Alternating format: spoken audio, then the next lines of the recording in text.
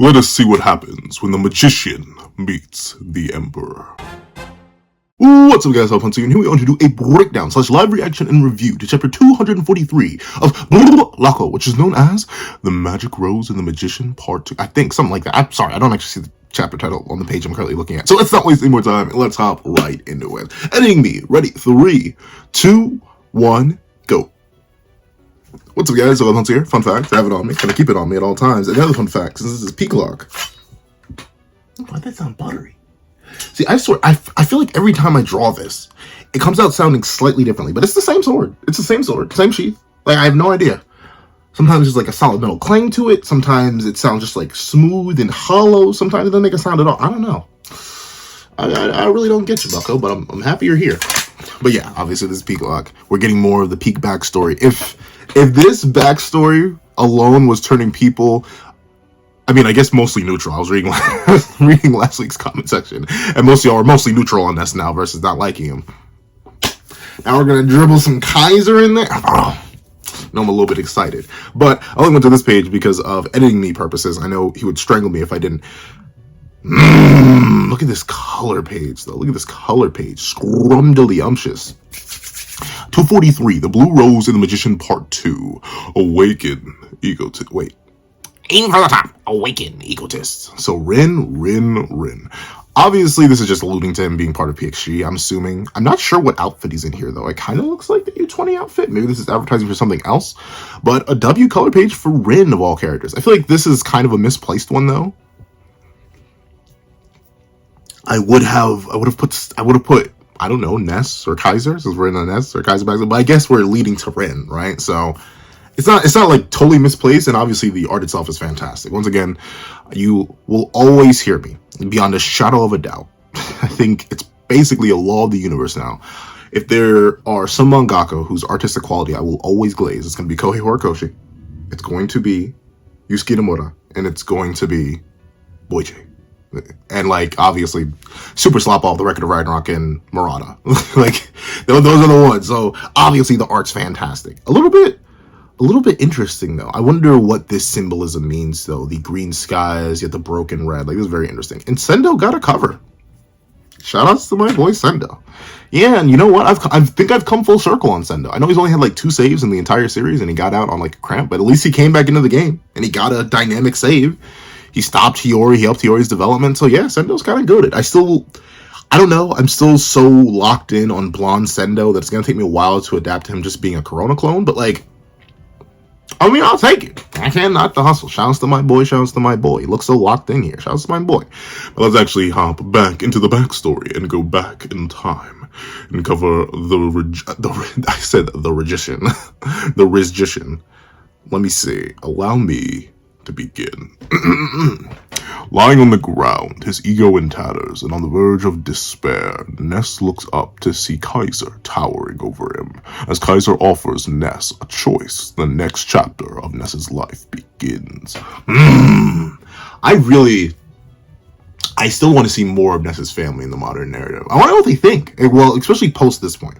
Obviously, right now, he's just trying out for BM. When he made BM, became the beating heart of BM. Was working with the world's #1 striker. Like, I want to see what they were like. Because they didn't support this. They were like, oh, bro, you're supposed to be a scientist. Experiments are what we do. Yes. So that's what he was supposed to turn into. But no, he's walked his own path. He's gone down the path of magic. Of course, with this man right here, who's looking a little bit shaggy, I'm not going to lie. And he doesn't have the highlights yet. So I wonder if he like had a borrow thing where he started like getting higher into the world and he was like, you know what? I'll make a highlight on this hair for every single person whose dreams I crush. Maybe something like that. Let's see. Kaiser. Miguel Kaiser. Do you believe in the impossible? Huh? Just now, the thought of giving up flashed in your mind. Am I wrong? I like how Kaiser, I think he is one of my top 5 favorite characters. I know in Blue Lock in particular, not in fiction, but like in Blue Lock in general. And I know people are going to be like, pencil, What? When we got goats like Sagi, he's above Kaiser. When we got goats like Baro, I kind of like Kaiser more. I think Kaiser's like better Baro, but that's just me being biased against Baro. When we got characters like Rin, I mean, I like Rin too. He's probably like him more. When I character like Sei Toshi, I don't know. I need a bit more on Sei for now. I like the mystery of Sei is what makes me like him a whole lot, and how he works as well as an antagonist as he does during the U20 arc. We have goats like Aiku, like Snuffy, like Kyo, like obviously I know people are gonna be like, Pencil, we don't have any backstory for Broski. He's just a cool guy who's kind of mean and overly obsessive with a 17-year-old. And like, you're right, but he's kind of just him. And now here's the thing. I'm not sure if I'm actually supposed to like Kaiser. This is the weird thing. Sometimes I know there are characters that are implemented in certain creations of fiction that I know for an actual factual that the mangaka's main goal, or the creators of the fiction's main goal, was, okay, I want to make this character a fan favorite. I want to make this character popular, cool, whatever. I know what the goal is, and thusly that is my goal, to make this character as likable as possible, in whatever way, shape, and or form. When I think of characters like that, but see, a lot of those characters from recent examples are spoilers. Like, I don't want to cover them. But I think we all know. I feel like we all know those characters that are thrown. Greninja from Pokemon. That's a non-spoilery example that should be commonly placed enough that most people should know. Greninja, Lucario, Zoroark. Like, those are creations from the Pokemon Company that they knew were going to be fan favorites. Your Charizard, or stuff like that. Even Pikachu, like these things that are, no matter what, 9 out of 10 times, you may run into the one hipster here or there that's gonna be like, oh, I don't like Greninja, oh, I don't like Charizard, oh, Pikachu's whack. But 9 out of 10 times, people are going to like those characters. But I'm not sure if Kaiser's supposed to be that. I don't know. I haven't gotten like a proper pulse on Kaiser in the fandom. I've seen mixed things in my own comment section, but I think I may actually like do some genuine diving into research.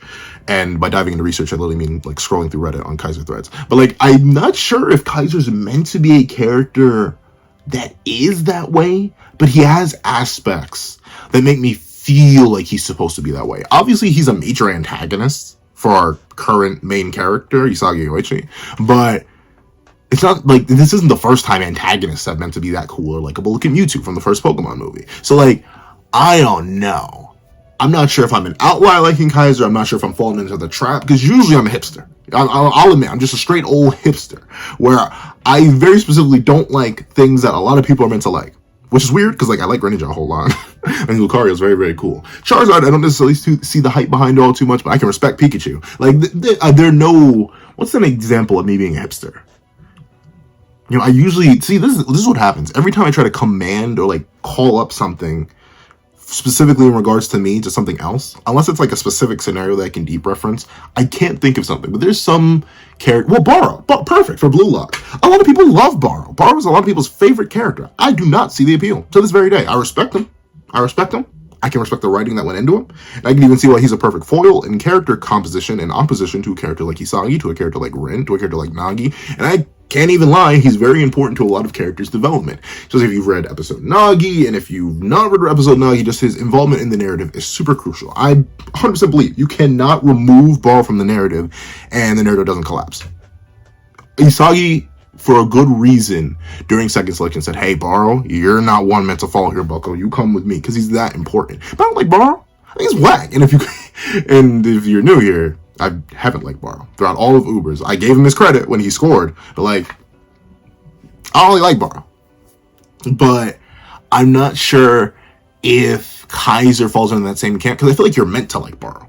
I feel like Nomura, not Nomura, Nomura's the artist, but I feel like Kaneshiro Sensei, like very specifically, has built Baro to be likable to a large majority of people, and he is very, very popular. He's one of the most popular characters I see commonly in blog discussion. It's like him, Nagi. I say Nagi's a character you're kind of just meant to like. I mean, bro got his own spin-off manga. Like, of course, he's supposed to be a very popular character. And I do like Nagi. In fact, Baro, where I didn't fall for the engineering, I fell hook, line, and sinker for the Nagi engineering. The only reason I'm falling off drastically on Nagi is just because of the Manshine game and how much I think it kind of didn't just regress his character, but it like regressed his character, grabbed him by the throat, threw it 15 yards back to honestly before he was when he entered Blue Lock, and that was at the start of episode Nagi. So like, that's my only thing, if I'm being real with you. So Kaiser, I'm not sure what the narrative intent behind him is on a fandom level. Like, are we supposed to like him or not? Regardless, I think he's heat. It's why I try to give him my coolest voices. It's why I glaze him up all the time. It's why, hey, let me see if I can even pull it up. One of my favorite images that I've ever drawn, and like it came to me naturally. Usually whenever I draw a character that I like, it's an easier process to draw a character that I'm much more neutral to. Let me see if I can find it. It should be somewhere deep within the depths if I can locate the main man, the myth, the legend himself, Kaiser. I believe I've drawn Kaiser. Yeah. Look at my boy. Tell me he doesn't look immaculate. It's not a perfect representation, but still, I love Kaiser. He's a fantastic character in my opinion. So getting even a hint, a whiff, a taste more of his backstory is going to be interesting. It's going to just shoot the character up even more. But let's see. That kind of thinking is a curse. Stupid scrub. Listen, I love Blue Lock. I really, really do. If you couldn't tell. What is the only series that I immediately pre-draw for? It's Blue Lock. It's literally Blue Lock. Blue Lock is the only... There are some series. There's one series that may be getting that treatment soon enough. But Blue Lock's been the one that I automatically draw for. But man, sometimes the dialogue just like sucker punches me straight out the narrative. Sometimes it adds to it, like Shido being freaky deaky. That's like just a big part of his character. But I don't know. Hearing Kaiser say the word scrub, I don't know. It just doesn't. It don't feel right. It don't feel right. Like those two phrases being back to back, that kind of thinking is a curse. Stupid scrub. Like, dog. That's the one thing, right? Because the way that it works, at least from my understanding with Blue Lock, like the good character moments, the backstory, the darkest moments of the series, the character elaborations, that's not the stuff that transcends the fandom and just goes into the general anime space. It's all the Shido panels. And all like some character stuff, like the Sagi panel of him like talking about it. And everyone's always asking in those videos or in those slideshows, like, is this manga really about soccer? Like obviously, it's that stuff that transcends. And I think it's funny, don't get me wrong. But man, I feel like a lot of the genuine, the best parts of Blue Lock don't always get pushed out there. But that's kind of the case with any show. Like, I love Fortnite, and it only gets attention when Nakua decides to be freaky deaky. But we see that Ness is like, oh, what? The moment people believe things are impossible, they are programmed to give up. A useless survival mechanism. But that's the thought process of the weak. When you protect your pathetic hide, you slay and seal off your own potential. And honestly, that's interesting. But it is true. We know, Ito even mentions this when he's talking about the specifications of the flow state. If I give you something that is literally impossible to do, if I were to say, here, take this sword, and now I need you to go defeat and bring me an elephant with just this sword, a full-grown African bull elephant. There may be some of you who are different enough in the comments. I've seen y'all before. Some of y'all may just be different enough. But if you were to offer me that objective, just with this sword, not with any extra until you need to go barehanded or with this blade and go get an African bull elephant, you give up. Of course. You'd be like, no, because that would naturally go against. It'd be way too difficult. It's like trying to fight the final boss at level 1. And before all the Breath of the Wild and Tears of the Kingdom fans come at me and be like, well, well, you want to hear about what I did? And that's true. But 9 out of 10 times, you will just get stat locked in certain scenarios. So I understand what Kaiser means there, where it's like, hey, the moment you believe that something's impossible, your brain will automatically shut down. He even mentions this, the whole idea of flow.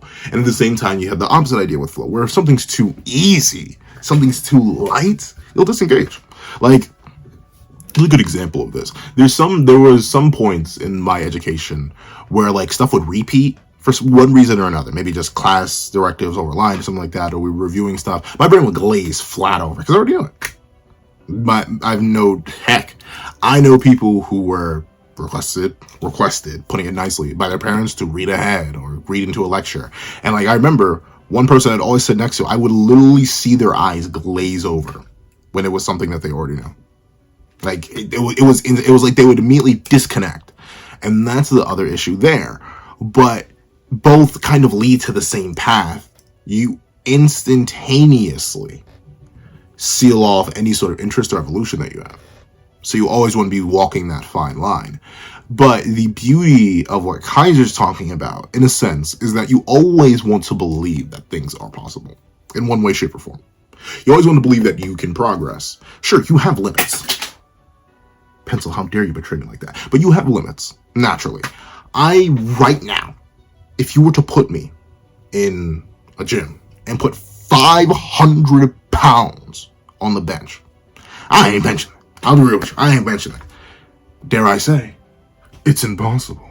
But as long as I comprehend the fact that, okay, at my current station, I cannot do it, but it is possible in the future, then I can work towards that.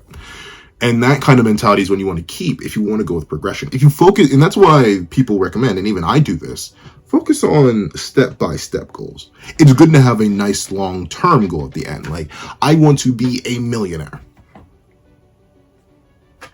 I mean, there are times where you can just win the lottery and become a millionaire. There are times when you can just randomly, like, I forget. Someone had like $100,000 worth of college debt. And then they like Instagram message someone famous and like ask, could you just pay this off for me, please? I've been a big fan all my life. I think they like said a lyric or something. And then the famous person just by chance saw their message and was like, oh yeah, sure. What do you need paid off? Boop. And then it was paid off. So like there are times where that can happen. Once again, nothing is impossible. And you kind of got to live with that mindset to keep moving forward.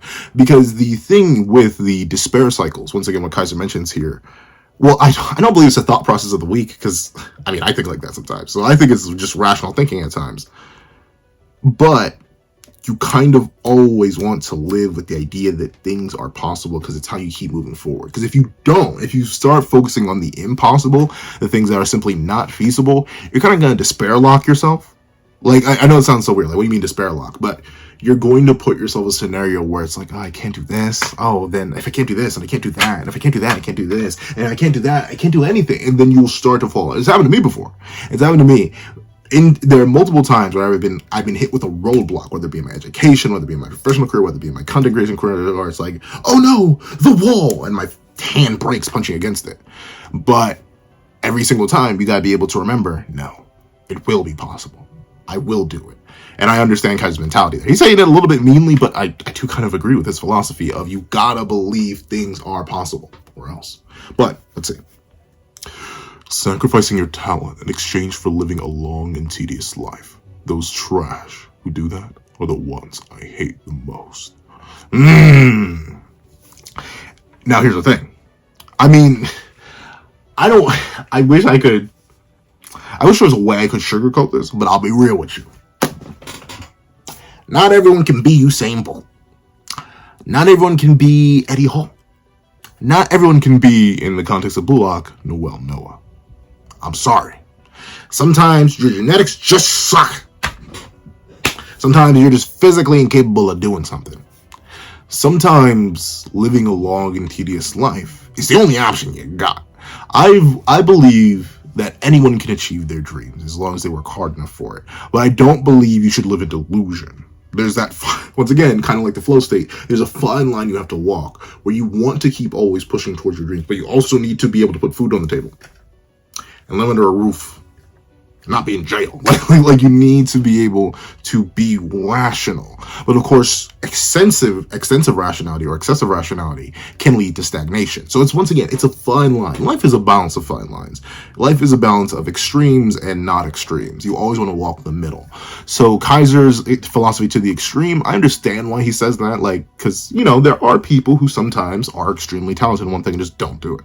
I always go back, I think I mentioned him before, the friend who is really, really, really good at mathematics. Easy. Living being. Human calculator. Did not a thing with mathematics. The moment they had the chance to diverge, they diverged. What was that? So there's that. But even then, in that moment, that friend I'm talking about, they went down a different path that they were actually passionate about.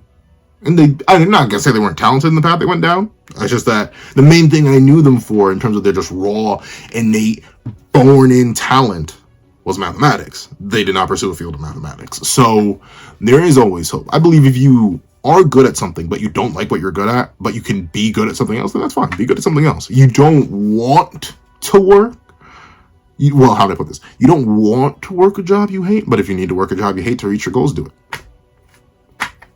Everything is a process in life. Even the simple act of continuing existence is a process.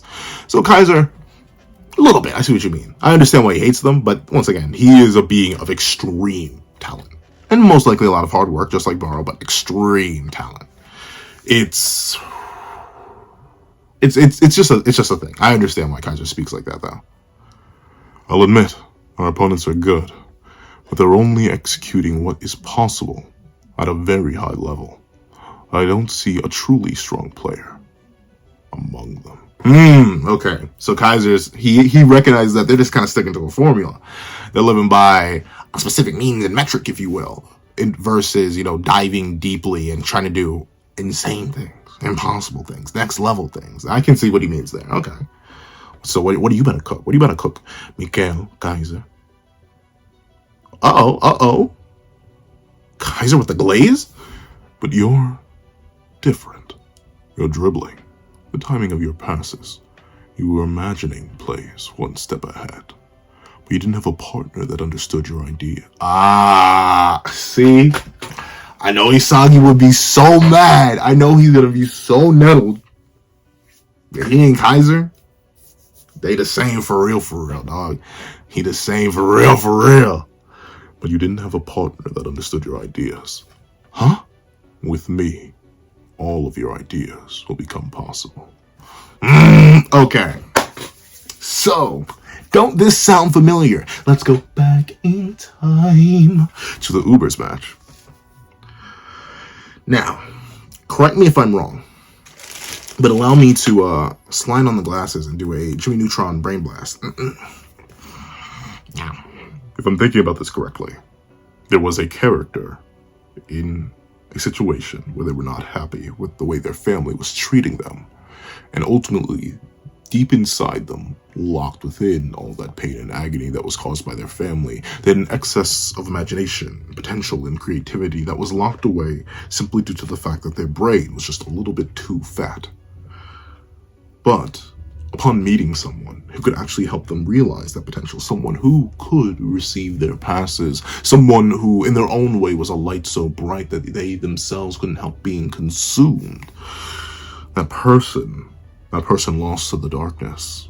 That person who had given up on football, who had given up on making magic, if you will, had met the person that could make all their dreams a reality, that could bring their potential full to form as someone who could properly understand the ideas that were presented by the person who had been lost in their own home.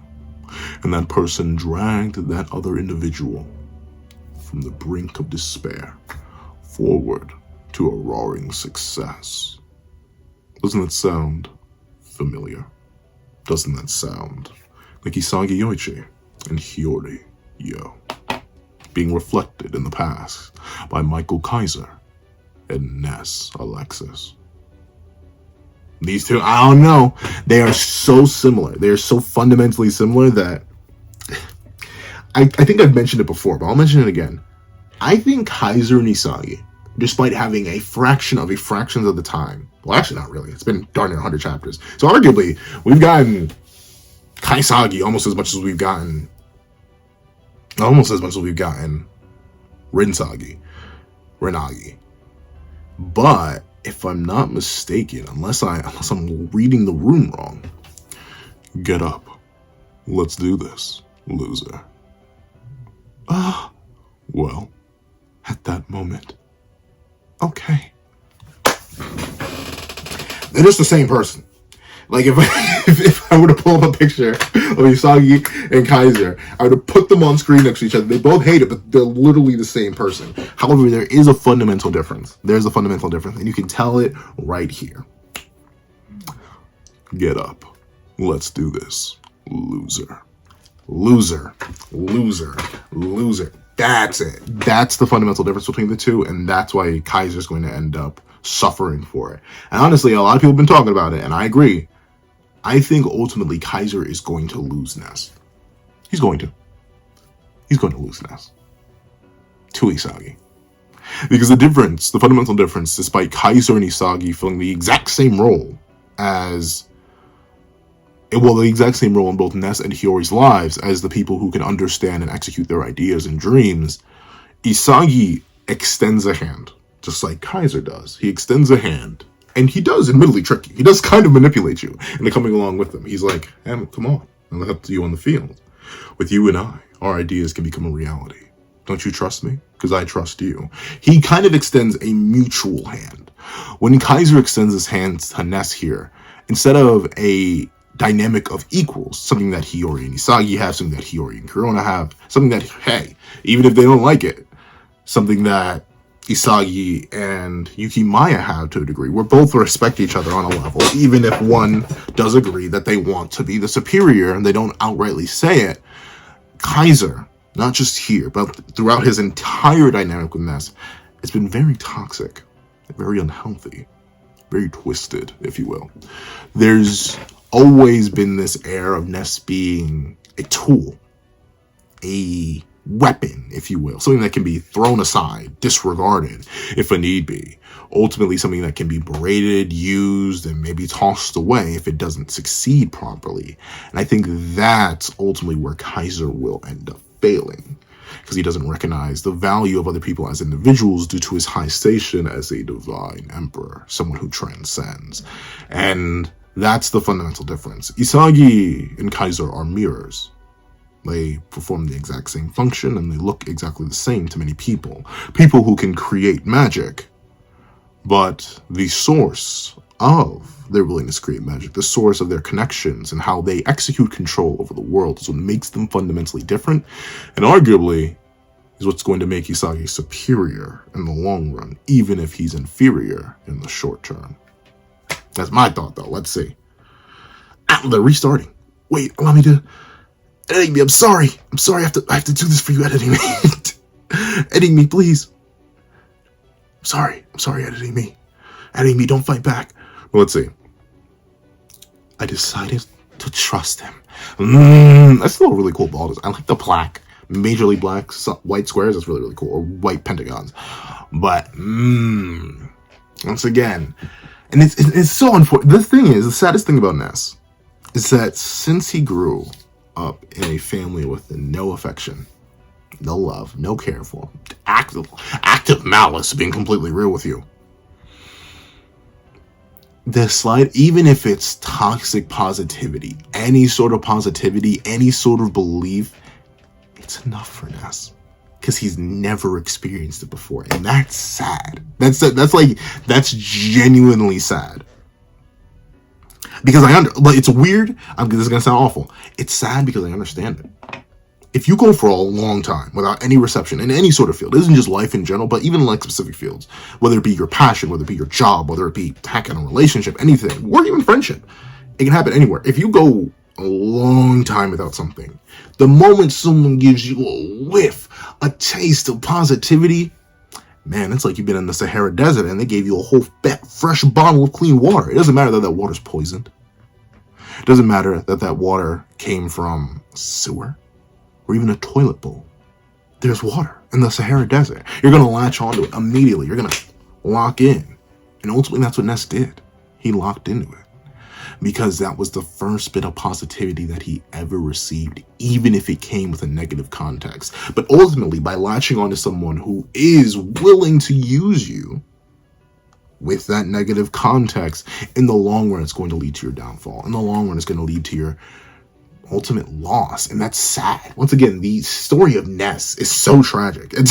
I have no idea how Kaneshiro Sensei manages to keep doing this, making characters that... Admittedly, I did like Ness, even before the reveal of his backstory. But making characters who seem so simple, so calm, clear, and understandable.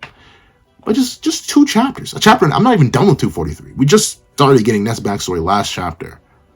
Just shooting them up in quality. I love the details and dimensions added to Ness. And once again, the understanding of his home life and the understanding of his first connection with Kaiser recontextualizes everything. At first, for the longest time, I thought it was just a random meat muncher. Because he's like, oh, Kaiser's so great. Oh, Kaiser's slipping in. Like, I thought he was something like that, but no. The reason he's allowing himself to be used like this, and when I've said multiple times in previous reviews, Kaiser would not be allowed to talk to me like that. Me personally, Ness, I wouldn't let that slide. It's because that's the only person who would ever give him anything. Ness, you deserve better, bro. You deserve better. You deserve Sagi Uechi. But I get, once again, I'm calling it now. I'm calling it now. There's going to be a moment. It could be the final goal. In fact, I would love it if it was the final goal. There's going to be a moment where both Usagi and Kaiser are going to be able to score. There will be a moment. And the ball will, once again, like it cruelly and mercilessly swoop down into Rin's feet at the end of second selection. The ball will fall to Ness. And then Ness will have to make a choice. Which path does he want to follow? The path of the Dark Emperor.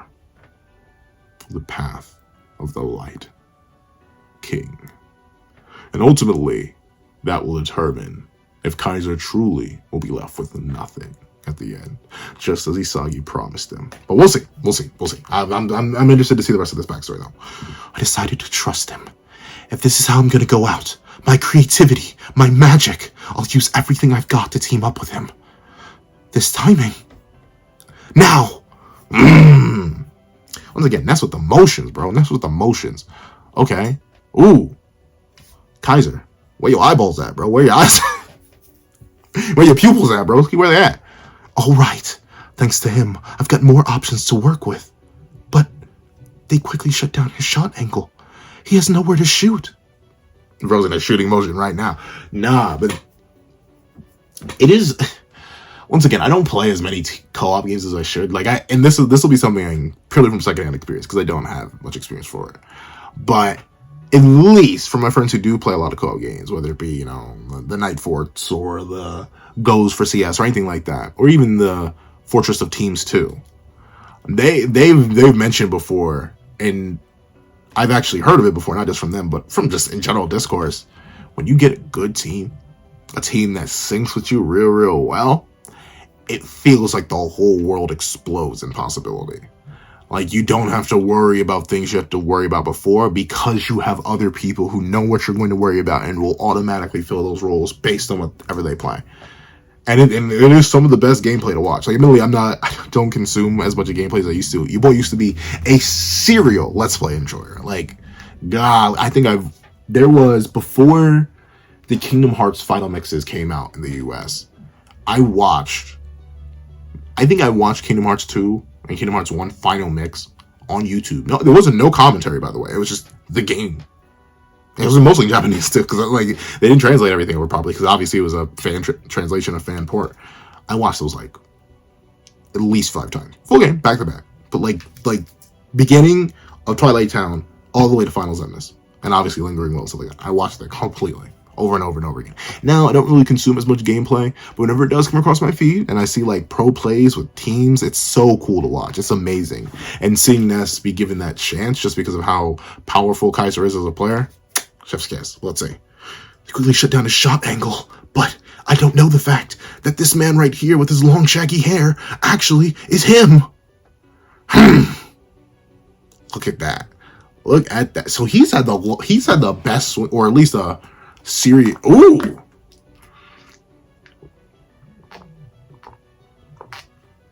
I need Kaiser backstory. I genuinely need Kaiser backstory. So he's had this impact of Kaiser for a while now. This has been in his kit. I'm not sure how long ago this is, because the Kaiser and Ness don't look that much younger, but dog. And not only that, he had Predator Eye and Metavision. Remember, this may be him at 18 or 17, because he's still New Gen World 11, so he's under 20. This man's a monster. This man has always been a monster too. Borrow, how old is Borrow? Isn't Borrow I don't know, I think Borrow's just 18. Let me double check. Let me see how old Borrow is. But Borrow just recently got the Predator Eye DLC. Let me see. Borrow, please show yourself to me. Reveal yourself to I. I think he's 18. He's either 18 or 19. Yeah, he's 18. He's 18. So Baro just got it at 18, so that actually makes sense. Kaiser getting it at 18, presumably too. You're full of holes, idiots. But one thing, that is cool. That is very, very cool. And it's smart, right? Because when you have something as unique as that, you always want to maximize that uniqueness. You do, in a way, with Kaiser, you never want to think fully conventionally, because you think fully conventionally, you're not going to be able to maximize your weapon as much. Why get even closer? Why get into the penalty box when you can score from outside it?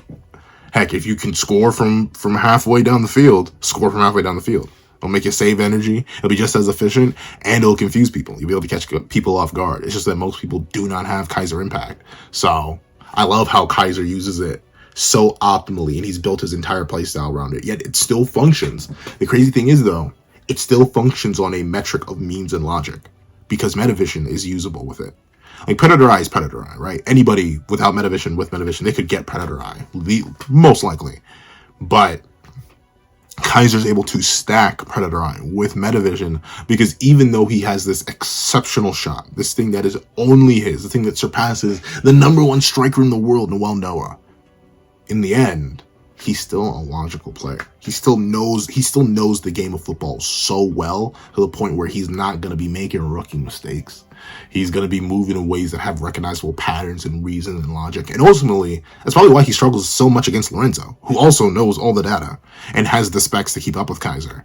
So ultimately, the amp that Kaiser's most likely going to get, because I still think Kaiser's going to be a late game antagonist. Even if Sagi does beat him full sail, like he did in Ubers, where Kaiser admittedly lost their bet. Kaiser's definitely going to be a late game antagonist. I believe he's going to get some of that Baro unpredictability. He's going to get some of that Destroyer Rin unpredictability. He's going to get something that's going to transcend Metavision. So when he's properly playing against Sagi, he'll be a monster. I can't wait to see U20 Kaiser versus U20 Sagi. Full teams, back-to-back, fully kitted up. So excited. But let's see. Score. What? Yeah, what's happening, bro? What's happening, broski? Oh, what the heck? What's that shot? His shot motion is ridiculously fast. Let's do this, loser. Give me the next one. Yeah, see, once again, I don't know. Because, like, I'm not saying you should never call people loser. Because the things I've called some of my best friends would probably be either as bad as loser or maybe even worse. But notably, there's context. There's that equivalent thing. The Kaiser and Ness are not friends. That's the difference. Kaiser and Ness are not friends. It is a master-servant relationship. So calling him loser, especially with that face, like, it'd be one thing. Like, I'm trying to think. I can't think of... Usually I have a scenario for this, but I can't think of one specific for myself. But, like, I can imagine if I were put in a scenario and my boy went, come on, let's do it, loser. Want to run it back? I'd be like, don't you? We'll see who the loser next time is. And then I'd absolutely dominate him. Most likely not. If depending on who I'm playing against, they would most likely just turn me into a loser again. But if they were to be like, come on, loser, you suck, you're trash, you're garbage, and you're stupid. You know what? Pick up the controller again. We're running it back. I'd have to get up, and we would not be playing Smash Bros. Anymore. Fighters would not be on the screen. Guilty gear? No, I'm going to be guilty with the gear I'm about to put on you, because we're going to have to throw hands. But that's the difference. Ness is all nice and submissive. He's like, oh, yes. Like, look at this reaction. Let's do this, loser. Give me the next one. Yes! Like, dog. He's smitten. And that's unhealthy. That's unhealthy. Do not. I don't know. I know some people are into that, though. I mean, if you're into it, do what you will. I don't know. I find it hard to judge, but then again, I know there are things that I would do that other people will find unconventional. Like, I love spicy food. Love it. Maybe because my taste buds are dead. But spicy food, fantastic. You'll see me pour copious amounts of peppers, jalapeno peppers, certain hot sauces over everything. Even on things that don't make sense. I be putting hot stuff on everything. And a lot of people look at me and be like, that's weird. And to be fair, they kind of are right. I do be wilding sometimes. So same thing with that. If you do if you like being degraded, I can't knock your hustle. It's just not my thing. It's not my thing. And personally, just on a mental health front, I wouldn't I wouldn't endorse it, especially when it's in a dynamic like this. But if y'all consent, I don't know. This is going down a weird path I don't usually talk about on the channel, so I don't think I won't go any further than that. If you're into it, you're into it. But personally, I wouldn't say do this. Yes. Let's see. Whoa, whoa, whoa! What is transpiring? In that tryout, 2-2, another Kaiser Impact. 3-2, another Kaiser Impact. Scrumptious. Look at the... Once again, bro always loses his eyes, and he goes Super Saiyan. Kaiser, are you a Saiyan? Let me know, bro. Let me know, bro. Are you just a Saiyan that escaped Planet Vegeta and was a little bit too weak, so he said, you know what, I'm going to play soccer. Let's see. Miguel Kaiser. Alexis Ness. Welcome to BM. We showed them the impossible. It was there that Kaiser and I... Oh, my glorious Emperor Kaiser. It was there we first met. I still remember it. He slapped it on the table and told me to gobble it all down. And I did so without hesitation. Okay, obviously, I'm adding stuff that's not in the text, but darn. How are you gonna be so down bad? But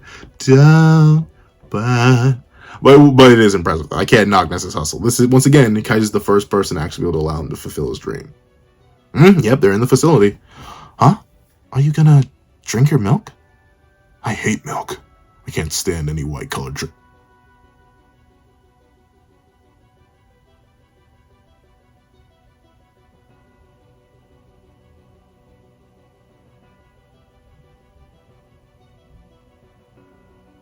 There's a joke, but I'm wondering if it ties into Kaiser's tragic backstory.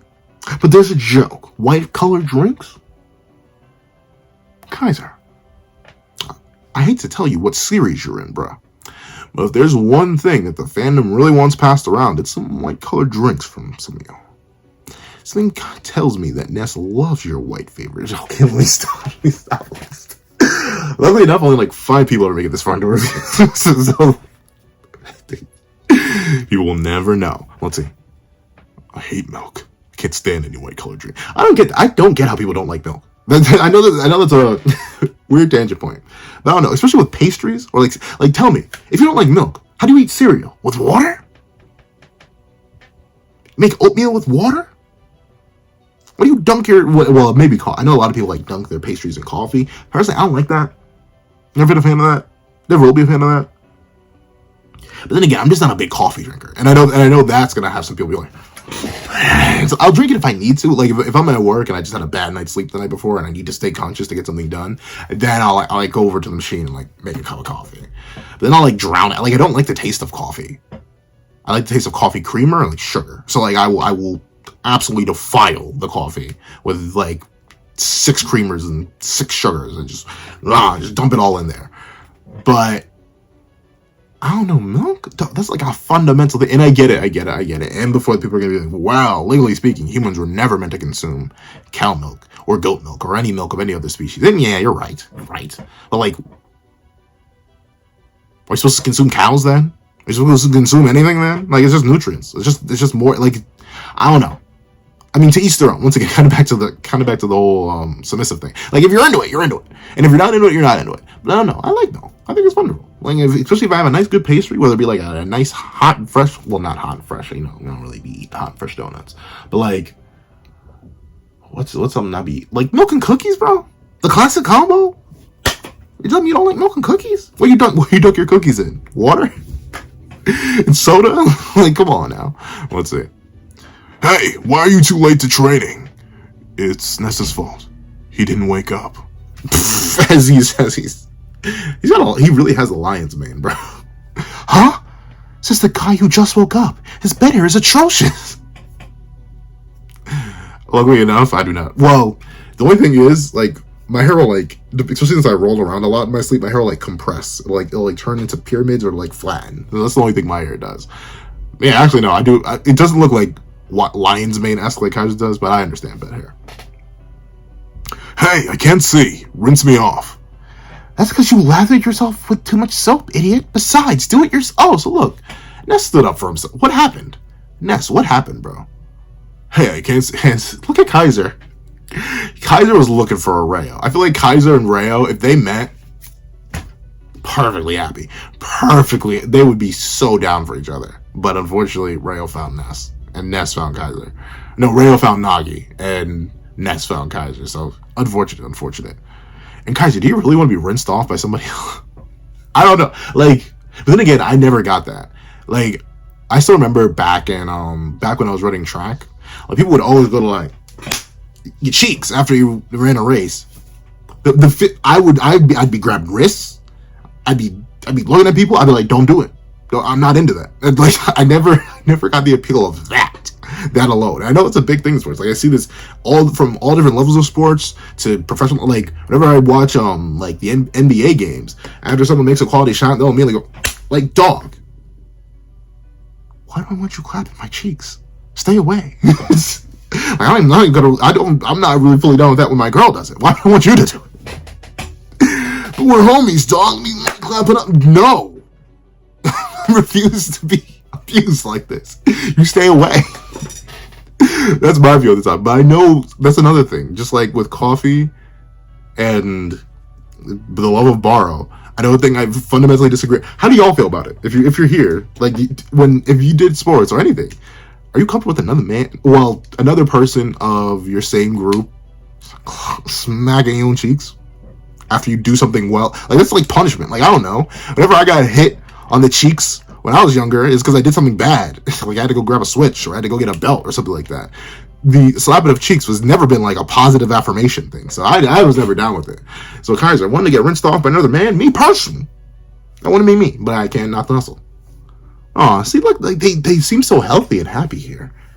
But once again, I mentioned it, I guess it's kind of like the ups and downs of a toxic relationship. The negativity that started with this dynamic of let's do this, loser. It'll carry. But of course, there'll be moments where, like Kaiser was praising his magicians and his ideas, he would degrade him in the next instant. While he's smiling here at Ness and it seems so happy, and Ness is actually able to respond evenly, he'll be degraded again. So don't let. Then again, I find it so weird, right? Like the last person on the planet that should be giving like relationship advice, but at least in my opinion, the way I would view it, never let yourself be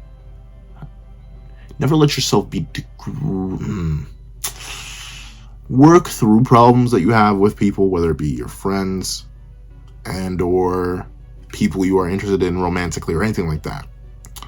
But if it's egregious, if it's consistent, and if it's unhealthy, whatever unhealthy is to you, because once again, standards change person by person, I know that for a fact, then you may not want to tolerate it. If a conversation doesn't stop that, I wouldn't tolerate it. That's just me, though. Even the chair agrees. Snip, snip, snip. Hey, Ness. I was originally a mentally weak person. So that explains the glass chain that represents his ego. Huh? I constantly gave up when I faced things I believed to be impossible. That's why, to remind myself never to again, to never fall into that weak mindset, I got a blue rose tattoo on my neck. I see. A blue rose symbolizes the achievement of the impossible. Artificially created, it's a unique blue color that was not initially seen in nature. An impossibility turned into reality. When I first saw a blue rose, I saw it as an example of turning the impossible into reality. A symbol of defiance. A sign of defying the natural order of things. I want to become someone who can't be defined. The impossible. That's interesting. Kaiser was mentally weak. You can argue he's still mentally weak if he's really getting wrapped around a 17-year-old's finger. But that's interesting. I want to become someone who can't be defined. The impossible. I still say that in and of itself is not inherently bad. I believe that one should always endeavor to surpass their limits. I believe that personally. I think you can always do better than you were doing the day before. You can always keep improving yourself. There is no such thing as perfection. Personally, I believe perfection on a human level is an impossibility. There will always be someone faster, always be someone smarter, always be someone stronger. And even if you are the pinnacle, because there are people who have been the fastest in history. Usain Bolt, I believe, still is the world's fastest man ever recorded. But he's not the world's smartest, nor is he the world's strongest. I don't know who the world's strongest man is. I forget who. I keep Eddie Hall consistently comes to mind, but I don't think it's actually him. But he's whoever the world's strongest is. He's most likely not the world's fastest. For the smartest person on the planet, the smartest person ever to exist, I can promise you, they likely were not the strongest. We're not the fastest. So ultimately, perfection, the impossible, hard to reach, impossible to reach, in my opinion. But if you walk forward chasing impossibility, as long as you do not fall into delusion, I think it's a good path to walk. Because if you keep reaching for the impossible, who knows what could be possible within the impossible. Man reached the moon, and that was long thought to be impossible. So let's see. That's awesome. Seeing how Kaiser was willing to open up to me. I'll win the Champions League and the World Cup, and then I want to cast down the rest of the football world into despair. Yeah. That's interesting. I'm trying to... that's the thing. I always did like having rivals. Or people I could play with. Like maybe not rivals. I'm not an anime character. I can't be like, oh yes, I had such an intense rivalry. Like, no, that was never... I don't really think there's anyone... Well, I guess legally speaking, if I were to look up let me look up the legal definition of rivals. Have I ever legally had a rival? A person or thing competing with another in the same objective or superiority in the same field of activity. Okay, so I guess I have had a bunch of rivals, legally speaking. But I always like that. I feel like once you become number one, you have to just compete with yourself. It's still good. You always want to compete with yourself. You want to be better than you yourself. But back when I was running track and doing the 100-meter dash, and the fact that I had people close to me, people would always push me, that was great. And even in the content creation field, the fact that I have goals to reach, I see people who have done the exact same thing I've done and do it better, and I know I can do better and I can chase them. That's good. I have people on similar levels to me in content creation. We go back and forth and stuff like that. It's great. So I don't know, I like it, and I wouldn't want to cast them in despair. Just because I beat somebody doesn't mean I want them to give up. They were beating me. So come back and get me then. I always live by that philosophy. But I think Kaiser's, whatever happened in his past, whatever shot him into despair, that's left him scarred forever. But hey, it looks like it made Ness happy. That sounds like you. There, how's that? It's fine. I just wanted to cut it short because it was getting in the way. More importantly, how's the dye coming in? Looks good. Then one day, his dream became my dream. Yep, happens. Okay, so yep, he dyed his hair. And look at that, 2 extra long. So those are strands. I always thought those were ribbons or something. It's a beautiful shade of blue. His dream became my dream. I don't know. I've always been mixed. Once again, I do love working with people, and I love helping others achieve their dreams. But I always believe you should have some individual path. Even if your path is similar to others, if I were to say, my dream in content creation is to make this my life. And that'd be the ultimate dream. Perfect. I would love that. And the thing is, I know people, I've done it. I know multi-millionaires who just make content. That's wonderful. I would love to have that. That's my dream. But just because that was their dream and they achieved it doesn't mean it's suddenly my dream. My dream is independent of that. My dream is that that guy with a pencil become a household name, or just that guy in general. Whether it be with a TikTok, whether it be with a controller, whether it be with a pencil. I want me to become a household name. Essentially, that's it. But that's my own idea. That's my own objective. That's my own dream. So I've never liked the idea of being consumed in somebody else's, but I know people do. So that's once again, it goes to, if you want it and if it's healthy, go ahead. You have my approval. If it isn't healthy though, think about it for a little bit longer. Let's see. It's because of Kaiser. I still believe in magic. Oh, that's rough, bucko. Yeah. Uh-oh. He's watching the Sagi match. He's throwing up. Do you see a bad Yusuke Namoto panel? Kaiser, you good? What's cooking, broski? Are you all right? Kaiser, what are you doing? Are you okay? What? Oh, he's gripping it. He's gripping it. He's deliberately choking himself? Stop! Why are you... Hey, Ness, I see it now. Huh? I found it. A way to destroy Yoichi once and for all. A way to turn the tables. My new weapon. Uh-oh. Uh-oh. He is... Ladies and gentlemen, he is tweaking. He is off the sauce right now. An ego that seeks to devour everything in his path. In his pursuit of destroying Isagi, Kaiser discovers a new weapon. As the game against PXG draws closer, the Emperor signals his counterattack.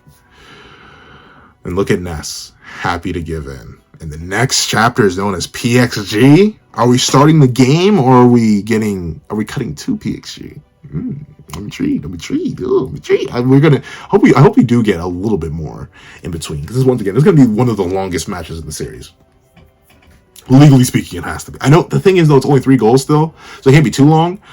But it is going to be. I want y'all to realize if it's not longer than Manshine and Ubers, I will be bamboozled. But overall, oh no. Peak Lock. It's peak. No, it can't be. Peak Lock could never be peak. Oh, wait. Peak Lock is always peak because it's peak every week and it's never looking weak. Bro. Straight gas of a chapter. Once again, further contextualization for Ness and the complete understanding and contextualization for the unhealthy relationship between the two based on Ness's own unhealthy background in regards to his parents. Fantastic. Getting a further understanding of Kaiser and his mentality. And just the meeting of Kaiser and Ness for the first time and its proper contextualization and how Kaiser was able to wrap Ness around his little finger. Fantastic. The showing of Kaiser's already lingering latent potential as far back as this. Fantastic. The reveal that he had Predator Eye at such a young age and Flow. Fantastic. Another thing that's just fantastic is even the initial dynamic between Ness and Kaiser. The dynamic where they support each other and work with each other, but Kaiser once again always has this sort of toxic controlling lead over him, further contextualizing their future dynamic of Ness always being the lapdog to Kaiser, being abused and used by him. Fantastic. Well, that's not good, but like it's a thing that makes sense, and I like that we got the contextualization for that. And even the hint at Kaiser backstory that he ultimately was a mentally weak person, him admitting that to Ness and hinting at the fact that there was something in his past that forced him to be mentally weak, or he was born mentally weak, and there was something in his past that made him not mentally weak, even if he is still mentally weak. Fantastic. Overall, this is I keep saying fantastic. This is an amazing chapter for further characterization and contextualization of one of my favorite Blue Lock characters. So, honestly, both of them. I really like Ness and Kaiser, and their dynamic is super duper interesting. And I can't wait to see the new weapon of the Divine Emperor. However, if you made it all the way to the end of this video, please leave a blue rose in the comment section down below. I want to thank you so much for watching. Once again, please remember to leave a like, share, comment, and subscribe. And make sure you hit that little notification bell so you do not miss out on any of those that come to the channel. Also, I do have a Patreon down below. You support me for as low as $1 a month to get things like exclusive videos, early content, and more. You can also now become a member of the channel for as low as $3 a month to get the same perks and more. Some of those perks will include the live reactions to other series that I cover. Now, I want to thank you so much for watching once again, and I hope you guys have a wonderful day. This is Dagger the Pencil, writing off. I'd like to give a thank you to our $3 members, Recliner Plays, Red Wolf, 4765, and Greyhound. I'd like to give another thank you to our $5 patrons, Winter, Victor, Sean, Midnight Gemlord, Kevin, and Demix LND. I'd like to give a scrumptious thank you to our $7 member, Autumn's Morning Lazo. I'd like to give another chunka-dunka thank you to our $10 patrons, Robbie Uchiha, Joaquin, and Idem Okami. I'd like to give another thank you to our $25 member, Alex Ice Rose. I'd like to give a hefty thank you to our $25 patron, Calvin Elder,